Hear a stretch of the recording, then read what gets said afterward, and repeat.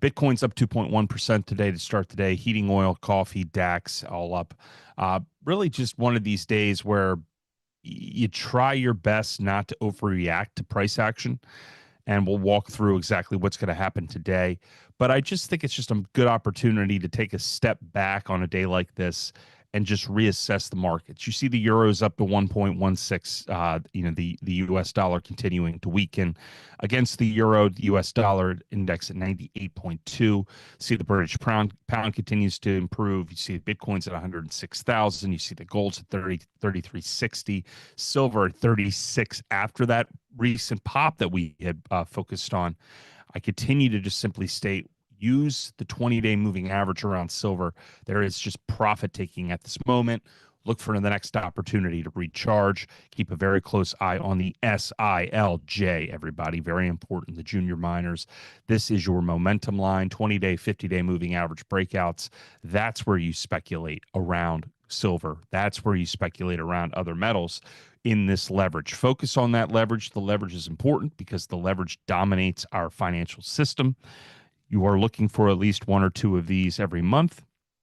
And now is not the time. So just kind of hang out, wait it out, see if we can get a little bit of consolidation in silver, see if that 20-day moving averages picks up. Today, we're going to talk about triple witching. We'll talk about momentum. And we're going to talk about luxury pornography.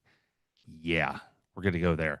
I'll explain what that means momentarily. Don't worry about it. So today, again, 9:30, you start looking at your portfolio, especially like a day like today, you're well behind. So we'll talk about the stocks that you're going to be actively focusing on and trading today. We'll talk about whether or not today is safe. And as I'm going to note today, it is a very significant day for options, for futures. There's going to be a lot of price action. There's going to be a lot of volume. Don't get distracted by that. Really, the opportunities are going to persist and come after a day like today, heading into Monday. And money will start to be repositioning today as we head into the summer. So don't trade blind. Stick around with us for real insights and real trades. We start today with our intraday momentum reading. Number of stocks breaking out and breaking down is negative at the moment.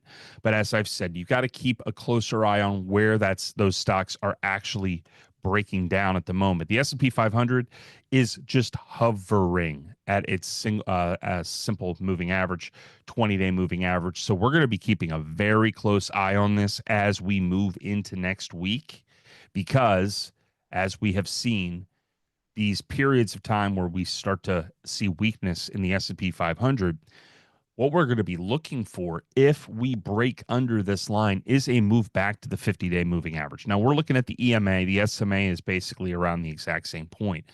But there is probably an opportunity coming starting on Monday if we start to break under this line. 593 down to 581. If you are bearish, now may be the time to take a little bit of a shot on the 593 down to 581 at the end of the day. Don't do it yet. Just wait this out. Get to the witching hour and the final hour and start to look for, an opportunity to take a relatively lower risk trade on this, because if you are if you're doing a put spread to the downside over the next 2 to 3 weeks, and there is weakness in this market, then you want to bake in a little bit of protection on that trade. So by doing a spread instead of a straight short between the 20 and the 50-day moving averages. Have a great day, Amelia. Thanks for coming downstairs. Sorry, my daughter's here. The point here is that if the market does recharge and turns back around and you're incorrect around the short, it's going to add a little bit of a layered protection in. Where we like to really take aim at the market to the downside is under the 50-day moving average, right? Nothing significantly good ever happens under the 50-day moving average. But if we start to see this weakness, that's where we want to take aim. We want to be especially taking that shot in the event that the FNGD breaks above its 20-day EMA. This is leverage and debt and everything involving the FANG stocks. This is the top of the market. So what we're seeing right now, even though we have this negative figure, this is really happening down at the bottom end of those 495 stocks on the S&P 500 that don't have the same level of weight and attention as the FANG stocks, don't have that level of support from passive investments and ETFs. So keep an eye on this. We're going to continue to watch this. If we move into extreme breakdown on the bottom end of the S&P S&P 500 and the FNGD does break its EMA, that is going to be the optimal place to really take that 593 down to 581 spread, looking out maybe 2 to 3 weeks. So be a little bit patient. And if we get to those levels and if we do see this break, I will send that trade out via the letter that we write in the morning, which comes via Beehive. If you're not a member of it, we'll throw it into the chat. Again, I give all this stuff away for free. We send the stuff out in the morning, specifically just looking for an opportunistic trade as if weakness does start to persist. And then again, if we break that 50-day moving average on the FNGD, there's something much bigger happening in the market to the downside. Once again, be very, very tactical in the way that you approach these markets. Strong stocks today, coin, PBF. Really interesting to see the refiners getting a little bit off the mat. PBF is a stock that has just been absolutely annihilated in the last 2 years, despite the fact that it had very strong financials and a very, very cheap on the intrinsic value side. Going back to the beginning of 2024, Carlos Slim has been buying the stock hand over fist for the better part of 2 years, and we have seen a little bit of improvement. I do not like to mess around too much in the refinery space, but this is a company that, again, if you trade just basically on the technicals, it has continued to see a little bit of breakout territory in recent days. Coinbase doing the exact same thing. Again, there's going to be focus here on policy here in the United States, what the Trump administration is aiming to do around Bitcoin and cryptocurrencies. Coinbase, obviously, strong breakout candidate, strong breakout stock. As I note, this is one of those stocks that you want to have a list of names, very high beta, very high action stocks. Beta is 3.6. So why does that matter? Because if we break that 20-day moving average on the S&P 500, if we see that strong momentum return to the market, Coinbase is a stock that benefits. I continue to go back and make the exact same argument over and over and over again. Don't worry about the fundamentals of Coinbase. Focus on liquidity and focus on momentum. And Coinbase is one of those names that really, really benefits from stronger momentum. Remember, momentum went positive on April 23rd for us. This broke its 20-day moving average back on April 22nd. It has moved from 175 up to 310. And you might say to yourself, well, you're telling me this now, Garrett. My point here is just be patient. These types of moves are going to come over and over and over again. You just have to be patient and know where you are in the cycle. And we are having these multiple Sigma events that are happening every single year. Four Sigma events, which means 1 in 63 years type of event, has happened every single year. One event for the last 4 years and 5 out of the last 6 years. This is all a result of bad policy. This is all a result of money printing. This is all a result of monetary and fiscal policy and obviously trade policy in April. Be patient. Just wait this out. And once we get into the next opportunity, your upside on a company like Coinbase will be massive. So we're kind of hanging out right now. I think we're going to have another period of intense volatility and problems probably in September and October. We are in the summer months. This is typically lower volume periods. As we barrel toward the Fed meeting in August, that is going to be an opportunity for us. And as you note, if we have a negative momentum event start to heat up, Coinbase becomes a short. Coinbase went from 280 to 143 after a negative momentum event transpired back on February 21st. Ample opportunity to go the other way on it as well. Once you see what I've been pointing out in terms of how liquidity, momentum, insider buying, and policy and that macro environment really drive things, you're not going to unsee it, and you're going to get a lot of opportunity to make gains on stocks like Coinbase. In addition, keep an eye on ARM. All of those names in this space, you know, the semiconductor space, a lot of strength, very strong momentum. This is all on the back of the SOXL.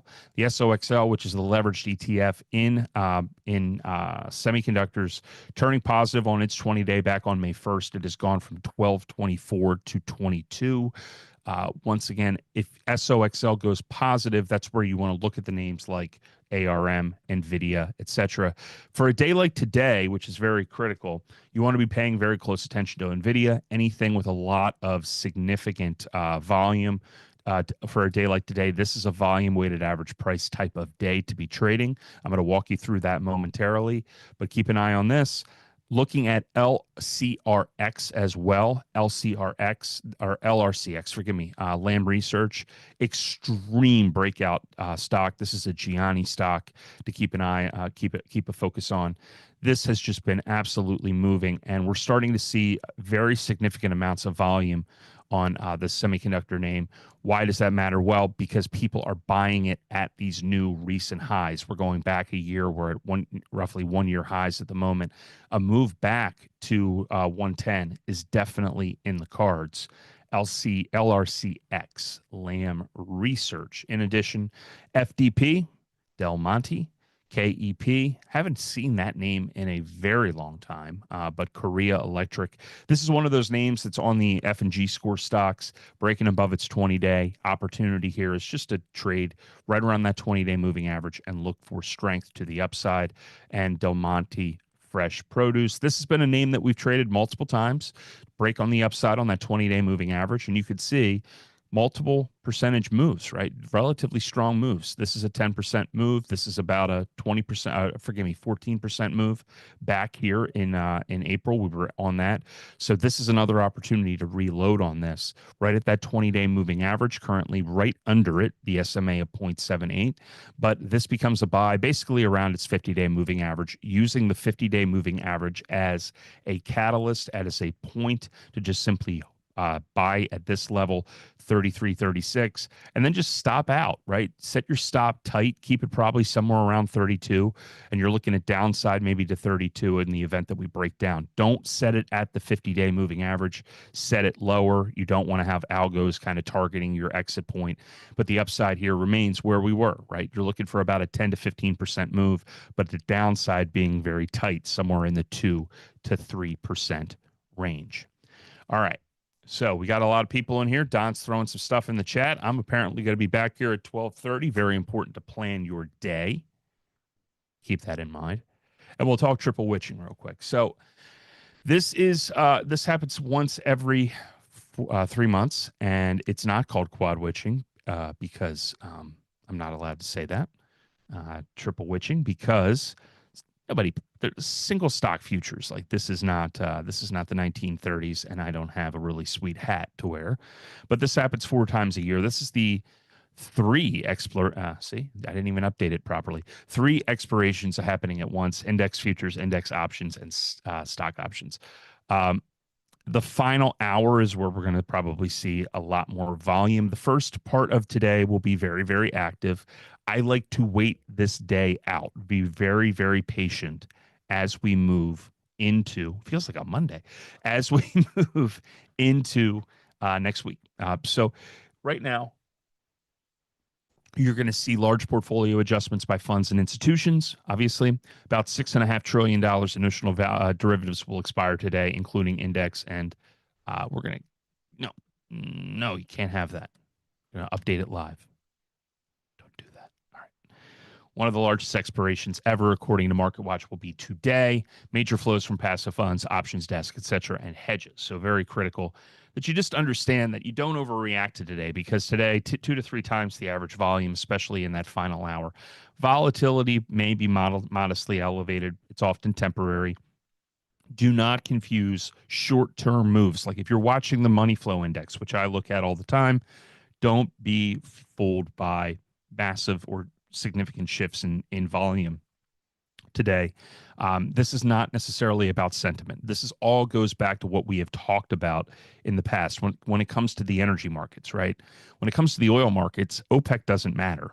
It matters in the headlines, but really at the end of the day, it's the CTAs and what everybody else is doing in terms of their positioning ahead of events that actually drives price. This is the exact same type of a day, right? So we're looking to, as Tony Ragu was saying, close on a strong week. Index rebalancing will distort these prices temporarily. No.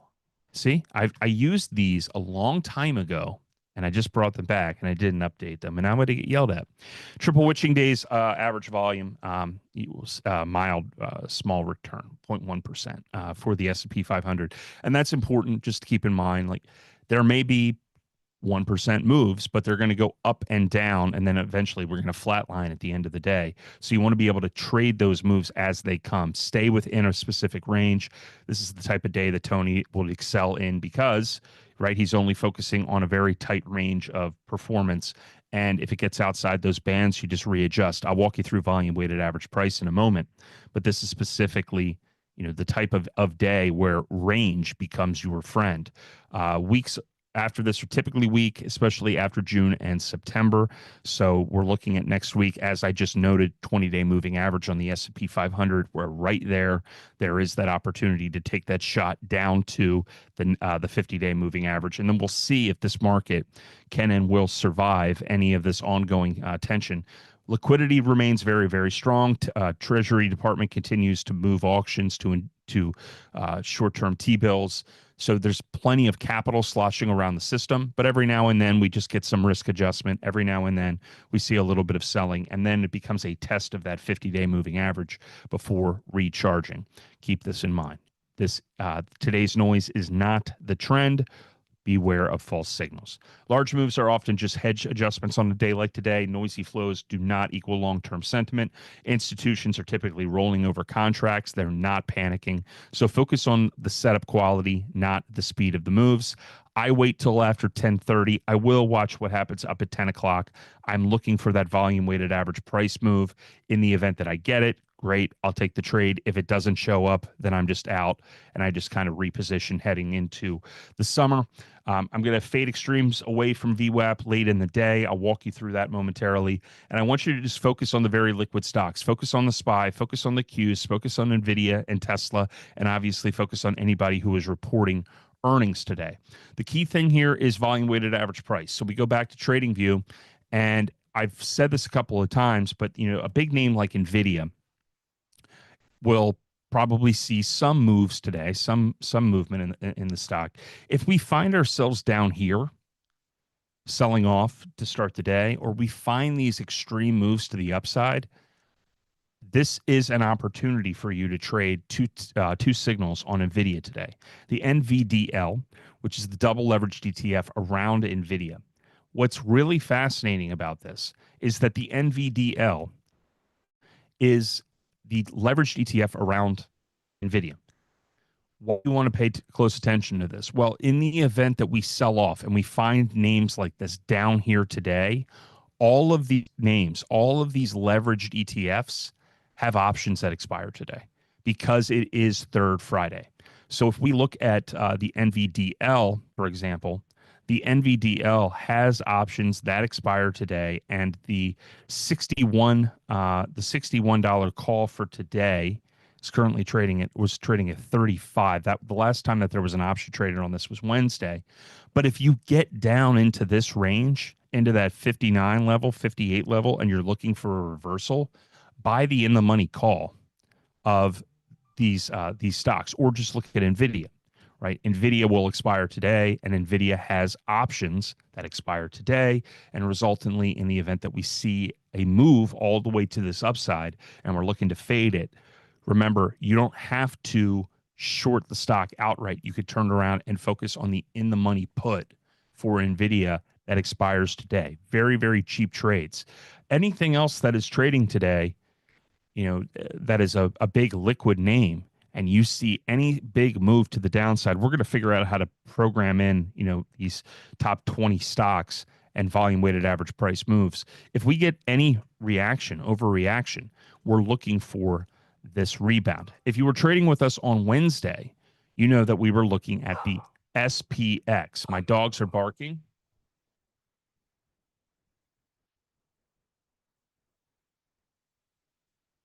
That was something. All right. My wife's got to be home. Okay. So we were looking at the SPX. Now, some people were asking about this on Thinkorswim. I don't know how and I don't know why, but the SPX shows up as volume weighted average price on TradingView. This is likely derived from futures and from options contracts on the SPY. But that said, what you're looking at right now is the first and second standard deviations are locked up here. This is the third standard deviation, and this is the fourth. When we get down into the fourth deviation of price, we tend to see short-term reversals. So on Wednesday when we were trading this during the Fed meeting, we saw a move off that fourth standard deviation line, and a little bit of a pop. The option that expired, the 597, went from 115 up to about 180 in about 5 to 10 minutes. We had multiple moves like that. One of the people in the room today on Wednesday made $1,500 and is allegedly buying us all wine. So just keep this in mind. There is opportunity here on a day like today with a lot more volume, with the potential of price swings. Keep this chart up, keep the SPX chart up, look for moves down into this bottom deviation, and then trade the in the money call for a possible reversal at a later time. It might not happen today, but it's something just to be prepared for in the event that it happens. Do not try to short up here. Instead, you're looking for reversals all the time down here in that level. What else we got? It is 9:06. Cool. Oh, Slick Cobra, there he is. He's buying us all wine, everybody. Look at that.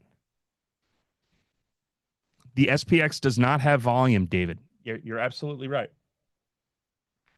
But for reasons that I don't understand, and it's one of these things, I'm not going to tell anybody. I'm not going to call up TradingView and say, hey, guys, the SPX doesn't have volume. Can you do me a favor? Can you take away this awesome thing that you guys have that has consistently delivered the best trades I've ever had? No, don't say anything. Go on TradingView, set it up, and look for these rebounds. Look for these moves. I don't know how and I don't know why, and I've done as much research as I possibly can. I don't want to ask them. My assumption, all the AI analysis and research in the world, it's likely derived off of ES, and it's likely derived off of options measurements. So this is just the way it is. And then when the SPX gets down here, what you do is you turn around and you trade the SPY. Doesn't matter where the SPY is. You just simply trade whatever the in the money SPY. The difference between the SPY and the X, the SPY is the S&P 500 ETF, right? Right. The SPX is the S&P 500. It's the S&P 500. The SPY is the tracking index. This is the tool, the passive ETF. It is the original ETF, by the way, created in 1993. And it is again, this is the way to actively trade short-term moves on the S&P 500. If you haven't traded that before, if you probably have heard of it, the Nasdaq, for example, is the Nasdaq, but the tracking index and what you trade is the Qs. You might trade futures. That is not my area of the world, but I'm trading into the market. It's the Qs, and the IWM is the Russell 2000. The other thing that you could also keep a very close eye on, if you don't want to trade options, this is also another way to take advantage of moves like this. You saw this move down to the second standard, third to fourth standard deviation. If we go back 10 days real quick to, this is right here. This was last Tuesday, right? A move all the way down to 6,000. We finished the day up at 60.35. This, I think, the in the money call went up 200% that day. These are the types of moves that I'm looking for after 10 o'clock. A down move, stay in the money, buy the call. In this case, it would have been the 600. If you don't want to trade options and you just want to stay cash and focus on trading without the hubbubaloo, if you shall, just note that you can just trade the SPXL. The SPXL is the triple leveraged ETF of the S&P 500. And as you could see, this move down here, 158 took you up to 161. Now, obviously, that's not a ton of money, right? It's only $3. But if you're just trying to learn how this works and you want to reward yourself and actually walk away with a little bit of a gain in the process, you could either paper trade this or you could just trade the SPXL for the moves rather than trying to focus on the options. Again, buy it, put 158 bucks in to make $3. I know that doesn't sound like much, but rather than paper trading it and not getting anything, at least maybe you can work your way to that Starbucks that you've been dreaming about. Yeah. All right. So Last thing to talk about, and I just want to point this out, and I'll give you a little bit of entertainment. Um, this is an article that was written yesterday in the Wall Street Journal, and it basically proves my thesis about everything. This is this is great. The Wall Street Journal. The Wall Street Journal wrote an article yesterday that basically is the greatest failure in financial journalism in the history and it profiles the wedding of Bezos and Laura Sanchez. Now, I'm not going to dig too deep into this, but a post that I put on this on LinkedIn has already gone viral. And my point here is, you look at this and it says this is going to raise the bar for luxury events on Earth. This is not a rant, by the way. This is just a simple explanation of how the financial system works. Because what is happening here, and again, I've called this luxury pornography. I ask questions when I see things like this. I say to myself, how is this possible? And the last time that I had that question go through my mind was back in 2022 when I went to the SALT FTX conference in the Bahamas. I was one of very few people that was sitting at the table, and it was a very wild event. Sam Bankman-Fried was interviewing Bill Clinton and Tony Blair. And I said to everyone at the table that I was with, does this seem too good to be true? And everybody was very quiet when I said that, and they seemed to curse my name in the process because they were all going to Davos afterward. They wanted to fit in. I don't ask that question. I was asking, is this too good to be true? And if so, why is this even happening? The key thing here is that this article is a normalization of the things that I talk about regularly. The Wall Street Journal is talking about $600,000 structures and multi-million-dollar DJs, and effectively not asking the question of how is it possible that people are spending $37 million on their weddings? How is it possible that Amazon has gotten to the point that it has? And I have argued multiple times that Amazon is the poster child of the monetization of the United States and its economy. Amazon, as a company, is a behemoth. No one is better at supply chain management than they are, hands down. But how many times have they been bailed out since 2000? Well, they should have gone bankrupt in 2000, but in 2002, we started to see changes in monetary policy. In 2008, they very well could have gone under, but we had QE. There have been multiple periods of time where Amazon as an organization has been able and benefited heavily from the monetization and the ongoing financialization of the U.S. economy. Nothing against it, but the reality is this is a company that started as an online bookstore. Now they're in your house. They are one of the largest companies in the world. They have a venture capital group that competes against the venture capital that they came out of. And this is the most important thing, in my view. On their balance sheet, they have $94.3 billion in accounts payable. That is money that is supposed to go to their suppliers. But because of the way that finance is structured post-2008, they do not pay their vendors for 45 days.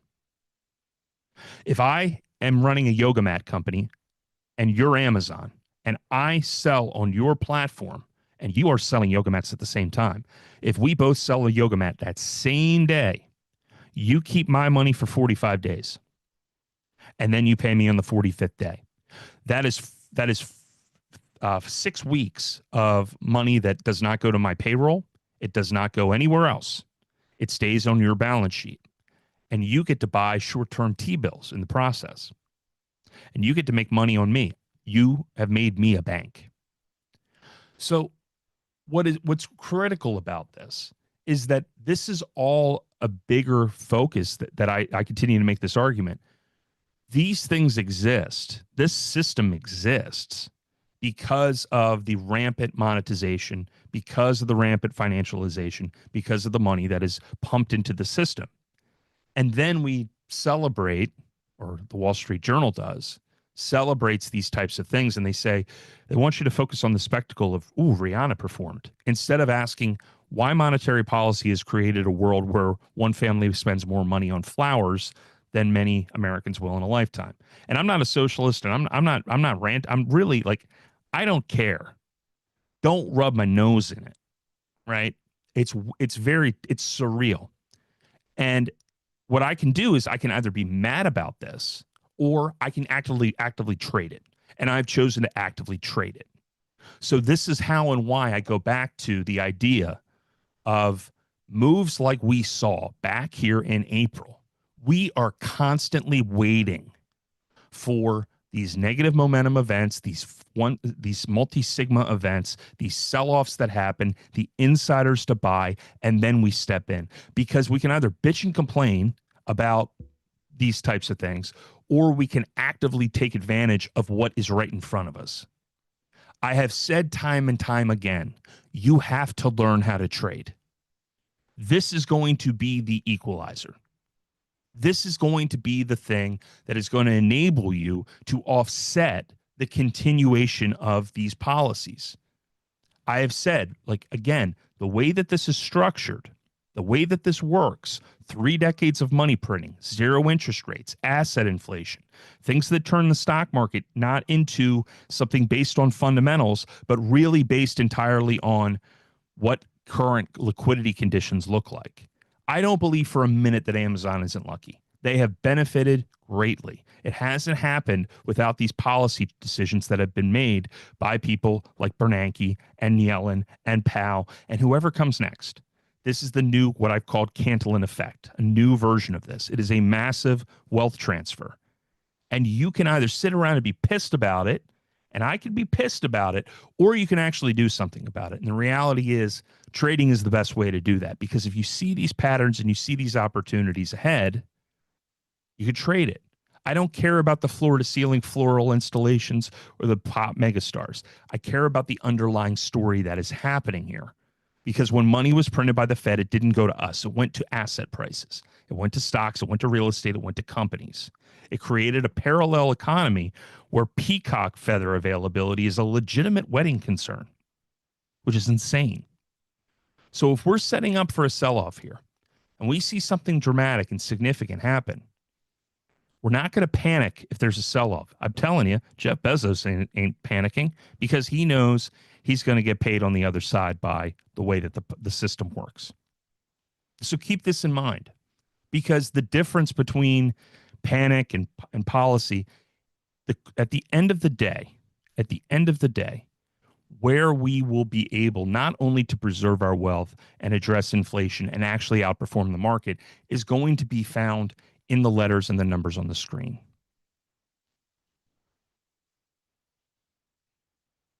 All right. So hopefully that was not a rant. Has anyone ever told you that you look like the drummer from Green Day? Nope.